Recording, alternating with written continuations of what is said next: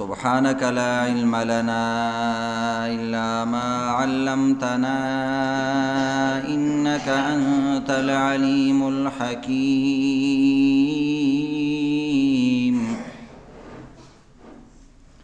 أعوذ بالله من الشيطان الرجيم. بسم الله الرحمن الرحيم.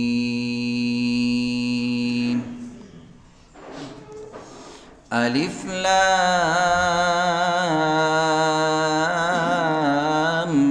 ميم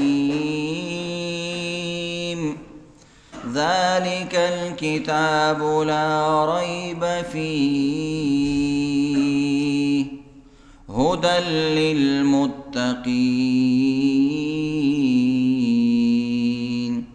الذين يؤمنون بالغيب ويقيمون الصلاة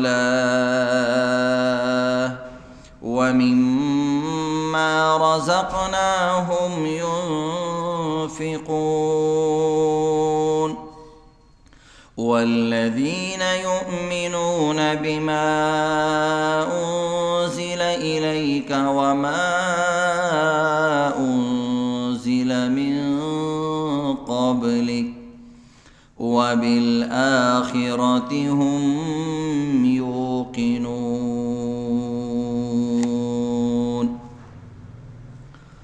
صدق الله العظيم.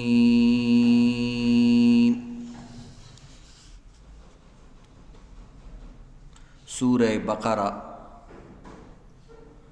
دویم نمبر سورت پہلا رکوع. د هر سورت نوړاندې د یو څو خبرو متعلق ځان خبرول ضروری وي چې هغه سورت سره د انسان شوق پیدا شي او دا هغه سورت اهم مضامین او خلاصه د انسان ذهن کې راشي. نو د هر سورت نمخ کې به موږ دا هغه سورت فضایل بیانو د دې دپاره چې دا هغه سورت د زده کولو انسان ته رغبت پیدا شي، شوق پیدا شي. د دنیا هر یو څیز په شوق او په محبت او په رغبت باندې حاصلیږي. بے رغبتی سره قیمتي څیزم د انسان نه ضایع شي، ځکه بے رغبتي ناشکری وي او ناشکری د الله ناخوښه څیز دی. نو دی وجې نه د هر صورت نه مخکې به تاسو ته فضایل بیانېږي. د قرآن د بعض صورتونو ناشنا او عجیب فضایل احادیثو کې او روایاتو کې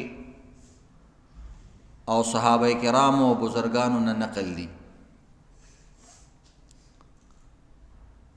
قرآن پاک په خپل قرآن کې راغلي چې قرآن شفا ده. وننزل من القرآن ما هو شفاء ورحمة للمؤمنين. قرآن پاک شفام ده او رحمت هم ده د مؤمنانو د پاره. نو د دې وجې نه د قرآن پاک نه شفا حاصلول او د رحمت حاصلولو هغه طریقه یادول پکار دي او خاصو آیاتونو او خاصو سورتونو او خاصو رکوعاتو سره د الله رب العزت خاص رحمتونه نازلېږي. نو دې وجې نه د هر صورت وړاندې به تاسو ته فضیلت بیانېږي. بیا د هغه صورت اهم چې کم مضامین دي چې په دغه صورت کې کمې اهم مسلې بیانېږي. نو که یو انسان ته ټول صورت یادم نشي او هغه خلاصه ورته یاد شي چې په فلاني صورت کې فلانه فلان مسله بیان شوې ده، دا لویه خبرې. نو نن درته سورې بقرې یو څو فضایل بیانو، بیا ورته سورې بقرې نمونه بیانېږي او بیا درته څه خلاصې به بیانېږي. یو حدیث کې راځي لکل شیء سنام وسنام القرآن سورة البقرة. وی د هر سیز د پاره یو بلند زیوی کوهان څنګه چې د اوښ کوهان وي قب وي او د قرنګي وي په او دا قب د دې په دې اونټ او په اوښ کې ښکاره واضح ښکاري او ډېر خوند کوي. نو د قرنګي الله رب العزت وی د قرآن خایس او کوهان او بلند ځای هغه سوره بقره پیدا کړې ده. څنګه د انسان بدن کې دا پوزه دا داسې بار راوتي چې ښایسته پوزه وي هغه ټول مخې پې ښایسته ښکاري او چې چا پوزه بدرنګه وي ټول مخې پې متاثره کېږي. نو د قرنګې د قرآن پاک د خایس ځای هغه کوهان او هغه بلند او هغه اوچت ځای هغه سوره بقره ده. بعض الفاظ من اردو کې استعمالو د دې دپاره ابل ورځ مونږ ته بارم یو کس ویل چې زموږ زنانه وایي چې مونږ پښتو باندې بعض الفاظو باندې نه پوهېږو خو مونږ یو طرف ته ډانګ دی او بل طرف ته پړانګ دی. زمونږ خلک علما یو کې نه پرېږدي. یو ځل د جمعې مسلې زه بیانوم نو ما د زکات هغه نصاب بیانوم چې د زکات د نصاب دپاره 52 تولې چاندي نصاب دی. نو زمونږ دا بیان چونکې ټوله دنیا کې مختلفو ملکونو کې اوریدل کېږي دا نشر کېږي بیا او افغانستان والا ترجمو سره او د دین مسلو سره ډېره مینه لري او هغوی اردو او پنجاب سره بلکل مینه نه لري. نو چې کم ټکې د اردو راشي هغه ته بیا درته ګډې وډې وي پنجابي بچیا نو سره د ماته هم د بیان کې لیکي 52 څه ته وایي.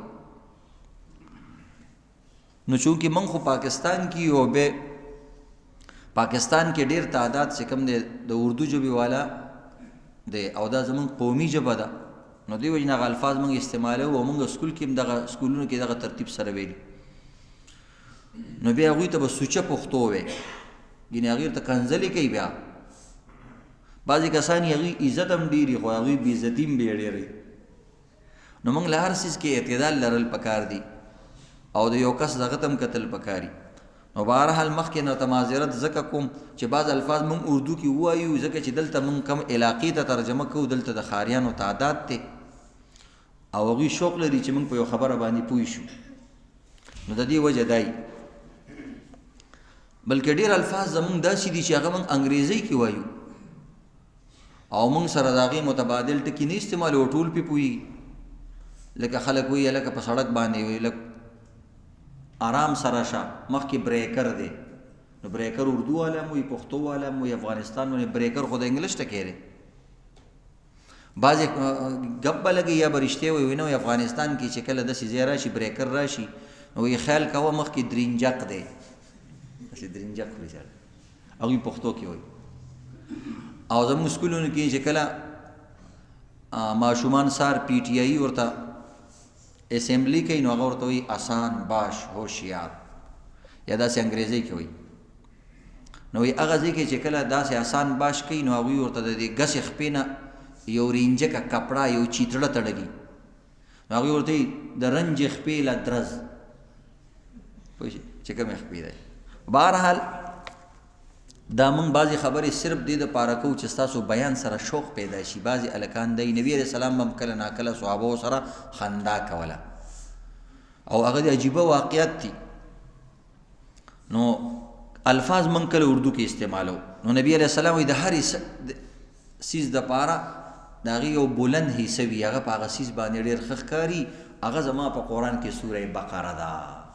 نو دې وجې نه قرآن پاک او دا ترمذي شریف حدیث دی نبی علیہ الصلوۃ والسلام د دې صورت دا فضیلت بیان کړی دی.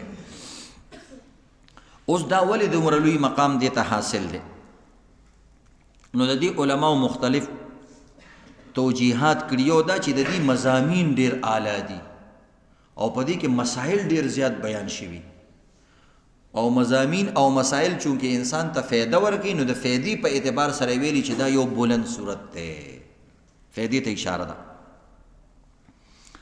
او په کثرت سره بیان شوي دي. یا قرآن پاک کې د ټولو نه لوی صورت د صورت په اعتبار سره هغه دا صورت دی نو دې وجې نه دې ته یو بلند مقام حاصل دی.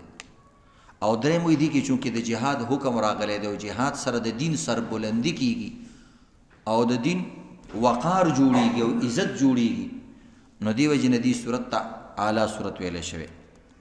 دویم حدیث کی راځي، حدیث د ابو هریره رضی الله تعالی عنہ، مسند احمد او مسلم شریف د حدیثو کتاب دی، هغه کې دا فضیلت راغلی.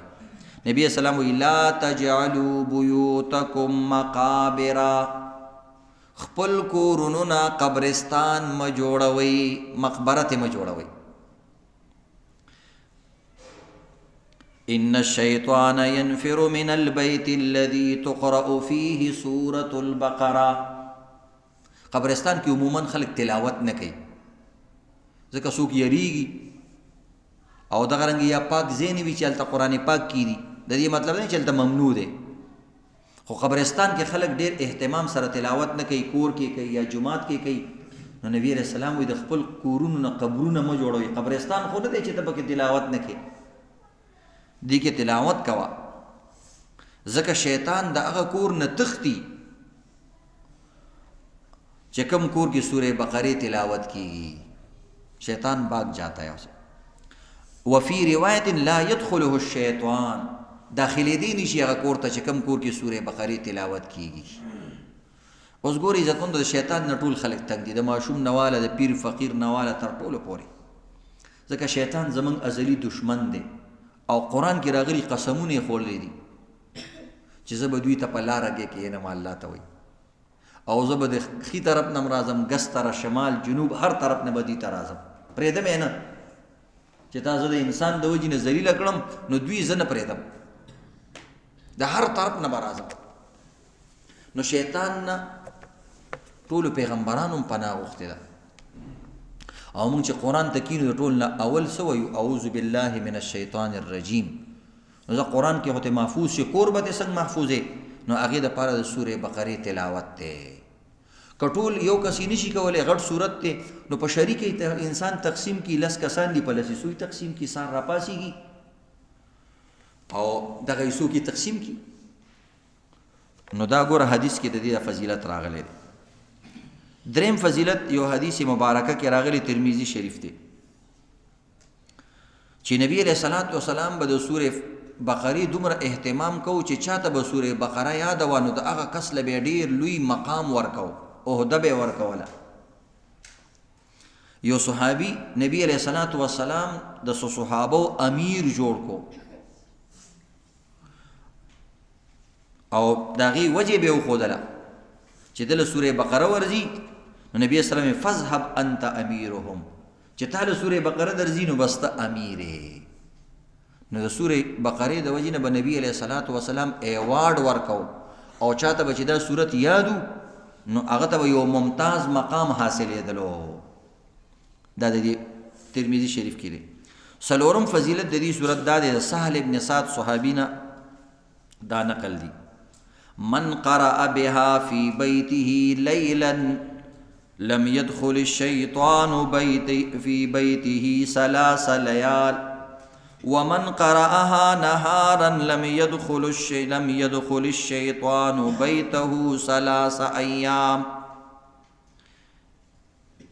دا صحابي وی چې کوم انسان د شپې دا صورت وی سورې بقره وی 3 شپې پورې به د کور ته شیطان نه داخليږي.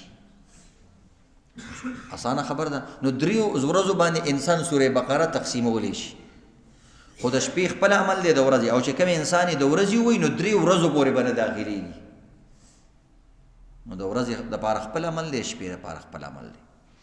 نو داسې انسان کولی شي چې 3 ورځو باندې څومره افراد دي په هغې تقسیم کړي انسان، یا یو ورځې ووایي او 3 ورځې دې بیا نه وایي، خیر دی. یو شپه دی وایي 3 شپې که اونم وایي، نو حدیث کې راځي چې 3 شپو او 3 ورځو پورې به ستا حفاظت کیږي. یو بل حدیث کې راځي، حدیث د ابو امامه رضی الله تعالی عنہ دی، هغه اقرأوا القرآن فإنه يجيء يوم القيامة شفيعا لأصحابه. قرآن پڑھا کرو کیونکہ قرآن قیامت کے دن لوگوں کی شفاعت کرے گی یا کرے گا. اقرأوا الزہراوین البقرہ و آل عمران. بے وی دو نورانی صورت سورہ بقرہ و سورہ آل عمران پکی خامخا وای، زہراوین ویلی دی. وی دا دوه صورتونه چې کوم چمکدار صورتونه دي، چمکیله صورتونه دي، وی دا وایي فإنهما تأتيان يوم القيامة كأنهما غمامتان أو كأنهما فرقان من طير صواف. وی دا دوه صورتونه چې څوک وایي د قیامت په ورځ باندې به دا دوه صورتونه داسې راځي لکه د وریځو د بادل په شان باندې د انسان په سر باندې راځي دا دوه صورتونه. نو د قیامت په ورځ باندې به دا انور یو نیزې پورې راښکته شوي او د انسان دا دماغ به خوټ کېږي. نو چې کوم انسان غواړي چې زما په سر باندې چتري جوړه شي او صاحبان جوړ شي، نو هغه د دې دوه صورتونو سره مینه او محبت کوي او د دې د تلاوت کوي. یا وی چې دا به داسې راځي د پرندو په شکل کې به راځي لکه دوه د پرندو یو هجوم شان به وي، یو ګروپ شان به وي او هغوی به وزرې کولاو کړي وي او د ده په سر باندې به د پاسه روان وي. دا صورتونه به داسې شکل کې راځي. او دا شان دا صورت چې کوم دی تحاجان عن صاحبهما، او دا دوه صورتونه به د الله په دربار کې د دې ویونکي دپاره او د مینې محبت کوونکي دپاره محاجه کوي، جنګ به کوي، جګړه به کوي، کیس به لړاوئ چې جی دا خو زما کس دی. څنګه دلته موږ دنیا کې وایي چې دا زما کس دی، پہچان والا دی، اپنا ہے. نو دا وایي چې دا خو اپنا ہے او د سره گزارو کا. نو قرآن الله رب العزت وی زما خپله ژبه ده او د قرآن جګړه الله رب العزت وی ما د وړاندې نه منلې ده. اصل کې قرآن د پاره د جګړې لفظ استعمال شوی دی، خو چونکې دا د الله خبرې دي نو خپلې خبرې انسان سره جګړې نه کوي. مطلب دا دی چې زه خپله خبره الله وی منم، زما خو خبره کړې ده. ولن تجد لسنت الله تبدیلا، د الله خبر او طریقه نه بدلیږي چې ضروري داسې کوم. نو الله ما قرآن پیدا کړی جګړالو او د ایډوانس ته ما د جګړه منلې ده چې چا باره کې دی جګړه وکړه ځکه زما خپلې خبرې دي. نو نعوذ بالله که الله نه مني نو داسې د الله د خپلې خبرې نه وروسته کېږي او دا د الله قانون نه دی. نو دې وجې نه حدیث کې راځي چې دا دوه صورتونه به د الله په دربار کې د صاحب دپاره، صاحب څه ته ویل کېږي؟ په دې باندې عمل کوونکې، د دې تلاوت کوونکې. که نور نه هېڅ سړی مینه خو سره لرونکې، که نور هېڅ نشي کولی، ته قرآن دې ویلی نه دی، نو د قیامت پر دومره ویلی شي چې الله ما د دې دوو صورتونو ترجمه او تفسیر ویلی و. او دا خبرې یاد لرئ عزتمندو د قیامت په ورځ باندې. دا یو دلیل چې دا یو درته یادي چې موږ ته چې خپل استاد ویلو چې دا صورت به د قیامت په ورځ جګړه کوي. نو دې ټولو صورتونو له دې څیزونو له به د قیامت په ورځ باندې الله شکلونه ورکړي.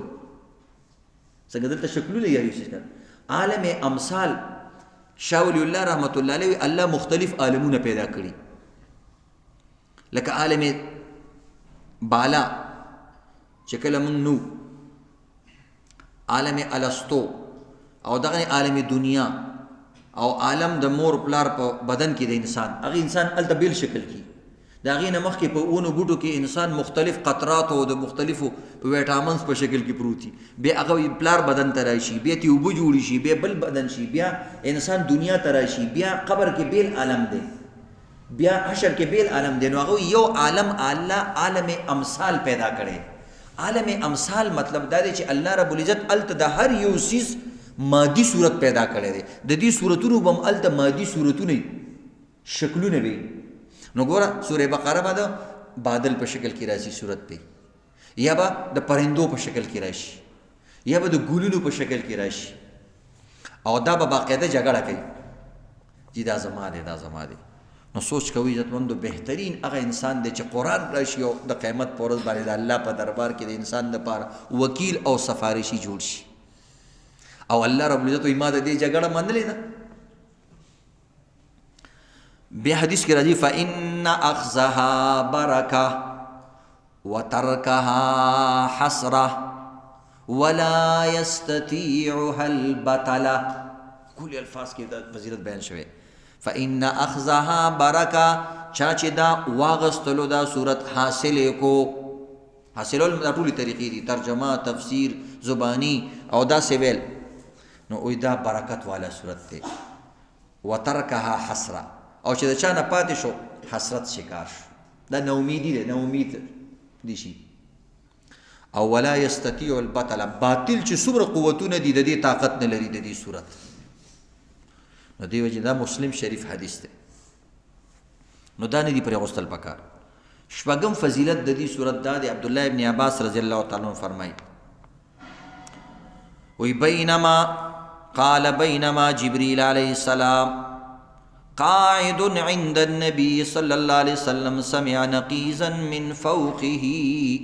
ویوزل جبریل علیہ السلام نبی علیہ السلام سره ناستو او د بره طرف نه یو دماکی آواز شو، یو ګړس شانو شو، عجیبه آواز شو. فرفع رأسه، نو داسې بره جبریل علیہ السلام یا نبی علیہ السلام وکتل. جبریل علیہ السلام چې بره وکتل نو ویل فقال هذا باب من السماء فتح لم تفتح قط الا اليوم. ویجی آسمان کې یو داسې دروازه کولاو شو چې د دې نه مخکې دا دروازه نه ده کولاو شوې. اول ځل او پیل ځل دا دروازه کولاو شو. فنزل منه ملک، او د دې نه یو خاص فرشته په هغه دروازه باندې راکوز شو او به ویلي هذا ملک نزل الى الارض لم ينزل قط الا اليوم. دا فرشته چرته مخکې نه دراګوزه شوی، تازه دروازه، تازه او نوی فرشته راکوز شو. فسلم، به سلام کو. جبريل علیہ السلام ناستی، نبی علیہ السلام ناستی او صحابه کرام هم ناستی او به هغه فرشتي ویلي ابشر بنورین اوتیتهما لم یؤتهما نبی قبلک.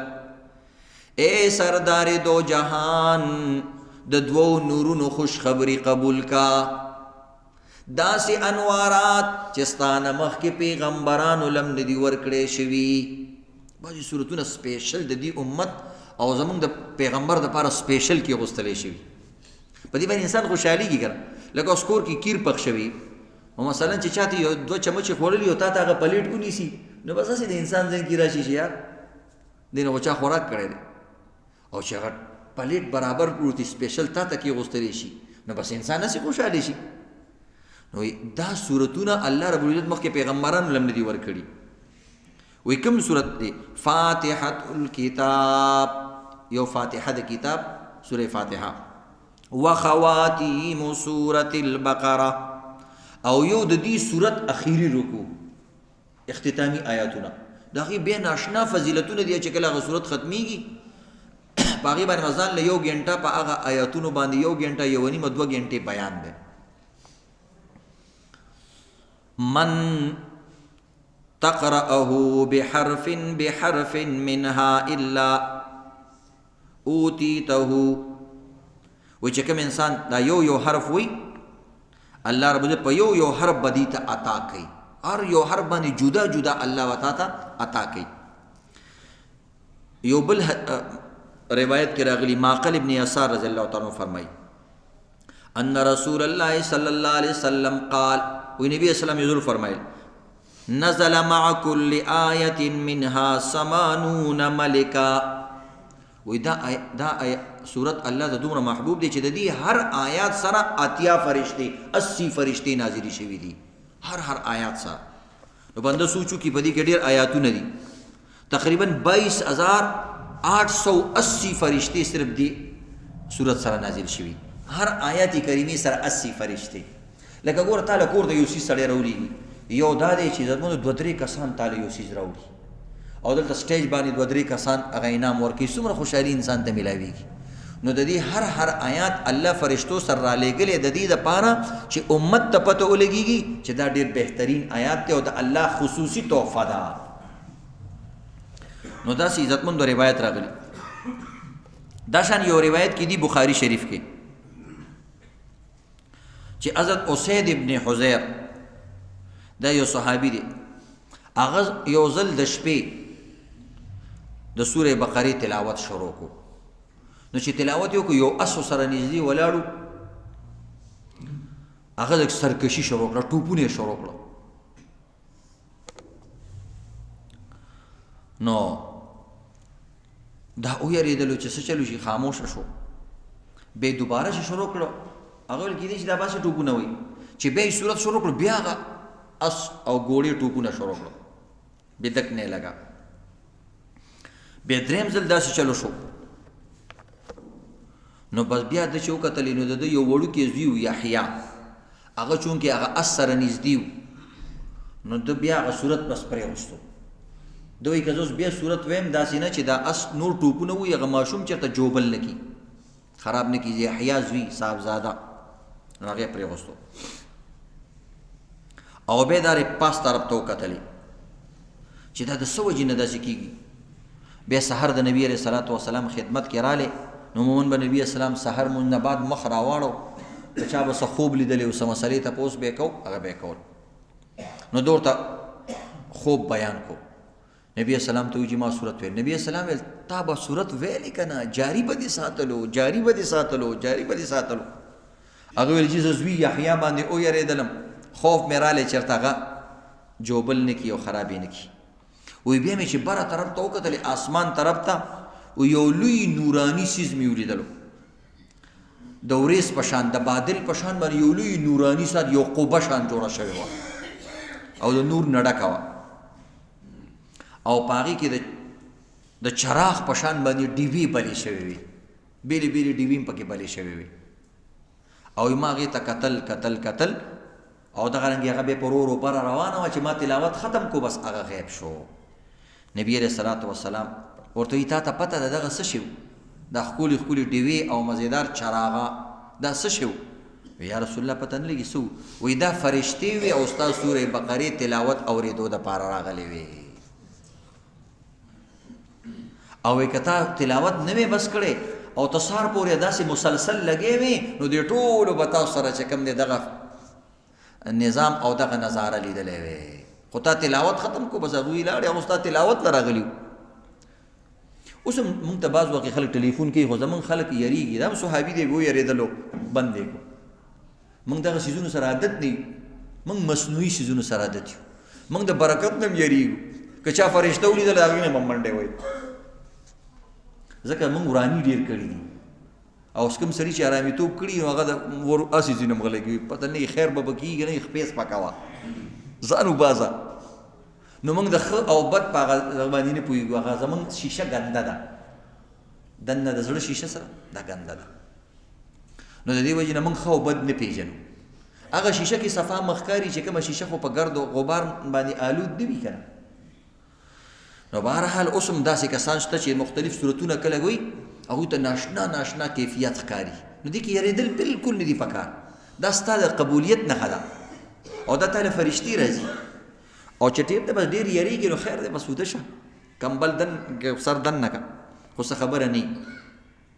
موږ ته عجیبه عجیبه ټلیفونونه کوي، بعضې زنانه وي هغه دومره تلاوت کوي او دومره صورتونه وي هغوی غریبانان یریږي ډېرې زیاتې. نو بس بیا موږ ورته وایو خیر دی تلاوت لږ کم که. نو ګوره زمونږ آیاتونو کې الله رب العزت دومره عجیبه دغې که نه بعض بزرګان وایي او روایتو کې راغلي دي که چېرته تاسو صحیح طریقې سره مسلمانان شئ، با عمله مسلمانان شئ، وایي فرشتې به ستاسو شونډو سره شونډې لګوي او تاسو سره به لاسونه په لارو کې به تاسو سره مصافحې کوي. خو نشته دی زمونږ دغه څیزونه نه، زمونږ مصنوعي څیزونه لګي، بس مصنوعي قمقمې او مصنوعي چې کوم دی چراغه موږ دې ته تکړه یو. نو اصل چراغه دا دی چې ته صورت وي او تا باندې د رب د طرف نه چراغه شي. نو بهرحال عزتمندو یو بل روایت کې راځي ابو ذر رضی الله تعالی عنہ نبی اسلام وی فرمای ان الله ختم سورة البقره بآیتین، وی الله سوره بقره اختتام دو آیاتونو سره را لېږلی دی. نبی اسلام آتانیها من کنزه الذي تحت العرش، وی دا الله رب العزت د عرش لاندې یو خصوصي خزانه ده، دا دوه آیاتونه د هغې نه ماله را کړي دي. دا آیاتونه الله دومره خوښ دي د سورې بقرې د اخري آیاتونه چې الله ځان سره عرش د لاندې ځوړند کړي دي.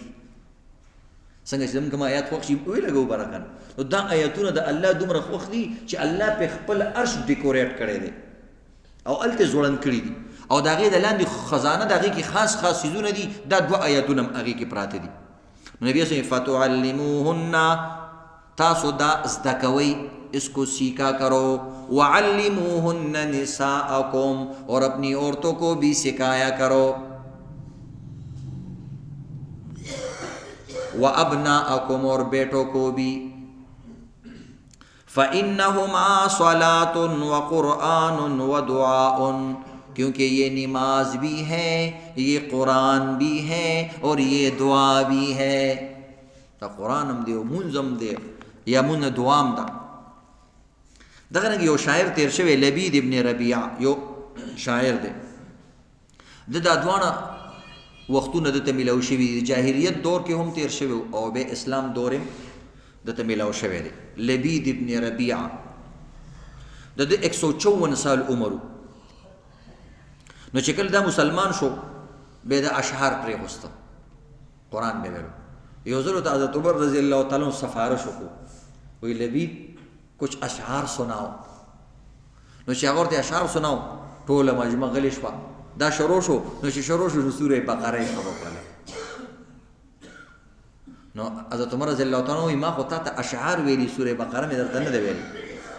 هغوی ما كنت لأقول شعرا بعد ان علمني الله البقرة والعمران، جب سے اللہ نے مجھے سورہ بقرہ اور سورہ آل عمران سکھایا ہے اس کے بعد کبھی میں نے اشعار نہیں سنائے. دا دوره به دا چې زه سورہ بقره وایم بل طرف ته مې ذهن نه ځي، شعرونه باندې سکي. دغه رنګ عزتمندو په دې صورت کې علامه ابن کثیر رحمت الله علیه چې په دې صورت کې 1000 اوامر دي، امرونه د احکامات، او 1000 پکې نواهی دي، د 1000 مسلونه پکې منع شوی ده، د 1000 مسلو پکې اډر شوی ده، او په دې کې 1000 اخبارات دي، خبرونه دي، خبرونه الله ورکړي. دومره بهترین صورت ده، اوامر، نواهی، اخبارات، مختلف خبرونه الله ورکړي دي. او شاه عبدالعزیز رحمت الله علیه وی چې په دې کې 500 ظاهری احکامات دي او 125 احکامات پکې صرف په یو آیات کې بیان شوي دي. دومره بهتري. علامه ابن قیم رحمت الله علیه وی په دې صورت کې الله 15 صرف مثالونه بیان کړي دي. بهترین صورت ده. مخکینی صورت کې قصې او امثال نو، اوس په عزتمندو کله به قصې راځي، کله به خبر راځي، کله به مسائل راځي. نو اوس به تاسو بالکل نه تنګېږئ. یو عجیبه صورت دی دا عزتمندو. او چې کوم انسان سورې بقره زده کړله بس داسې وایي چې د قرآن ډېر علم د سر رالی. عبدالله ابن عمر رضی اللہ تعالیٰ عنہ د دې په تفسیر او تعلیم باندې 8 سال صرف کړي وو. 8 کاله کې صرف دا یو صورت ترجمه، تفسیر او د دې علم حاصل کړو. او عمر رضی اللہ تعالیٰ عنہ وی ما 12 سال کې دا صورت زده کو.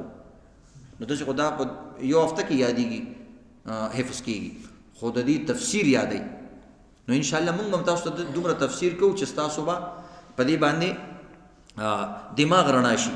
شقیق ابن مسلم وی چې ابن عباس رضی اللہ تعالیٰ عنہ به د سورہ بقری عجیب او غریب تفسیر کولو. و یو ځل ته یو کس ویلی چې تاسو دومره عجیبه تفسیر د دې کوئ، لو سمعت هذا الدیلم لاسلمت. دیلم یو خاص خار والو، وی که هغه دیلم خار والا ستا د تفسیر صرف د سورہ بقری ووري ټول به مسلمانان شي. دومره نکات دي، دومره عجیبه خبرې سورہ بقره کې. نو بهرحال عزتمندو دا یو عظیم صورت ته د الله رب العزت نه دعا ده چې الله رب العزت صحیح طریقې سره موږ ته د دې د تفسیر بیانولو او د اوریدلو او په هغې باندې د عمل کولو توفیق راکړي. آمین یا رب العالمین.